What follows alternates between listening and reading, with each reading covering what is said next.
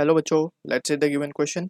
The question says the equation of stationary wave is y equal to 2a sine 2 pi n t by lambda cos 2 pi x by lambda. Which of the following is not correct? Option A, given at the dimension of n by lambda is t. Option B, the dimension of x is l. Option C, the dimension of nt is l. Option D, the dimension of n is l t minus 1. So for this question, जो key concept यहाँ पे we can write is the concept of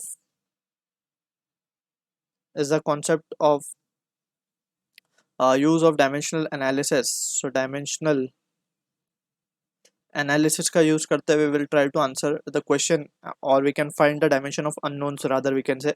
So यहाँ पे अगर हम देखें तो हमें एक equation given है y equal to which is the equation of stationary wave 2 pi n t by lambda cos 2 pi x by lambda.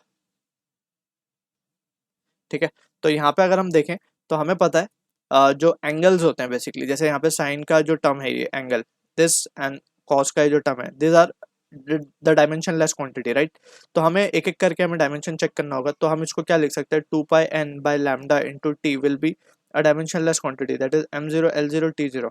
ठीक है, तो यहाँ पे अगर हम n बाय लैम्डा का डायमेंशन लिखना चाहें सो 2 पाई तो डायमेंशन लेस होगा, तो n बाय लैम्डा का डायमेंशन होगा m0 l0 t माइनस 1. ठीक है, लेकिन यहाँ पे t गिवन है इसका डायमेंशन, तो इसी को हम इस तरीके से लिख सकते हैं t माइनस 1.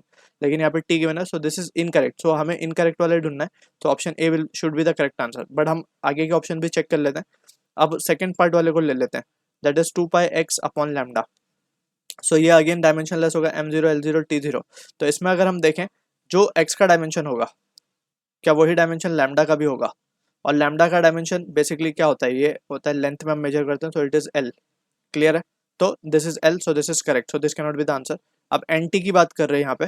nt अगर हम यही फर्स्ट वाली इक्वेशन यही इक्वेशन को देखें जो हमने फर्स्टली लिखी है यहाँ पे, तो nt का डायमेंशन क्या होगा, इसका लैम्डा के बराबर होगा, so this is again correct.